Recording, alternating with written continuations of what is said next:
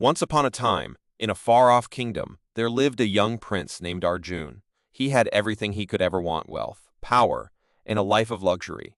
However, despite having everything, he was deeply unhappy and felt a sense of emptiness that he couldn't shake off.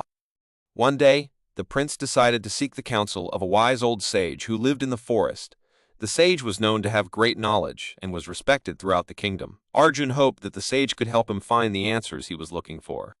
When he reached the sage's hut, he found him sitting under a tree, lost in deep meditation. Arjun sat beside him and waited patiently for him to finish. Finally, the sage opened his eyes and looked at Arjun.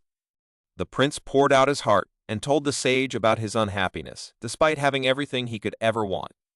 The sage listened carefully and then said, "All that we are is the result of what we have thought." He explained to the prince that our thoughts shape our reality, and that we create our own happiness or unhappiness based on our thinking patterns. He went on to say that if Arjun wanted to be happy, he needed to change his thoughts and focus on positive thinking. The prince was skeptical at first, but he decided to give it a try. He started by practicing gratitude and focusing on the good things in his life. Slowly but surely, he began to feel happier and more content with his life. He realized that he had been focusing too much on what he didn't have and not enough on what he did have. Arjun returned to the sage and thanked him for his wise words. He realized that true happiness comes from within, and that he had the power to create his own reality.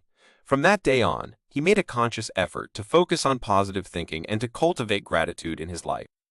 He became known as the happiest prince in the kingdom and was beloved by all.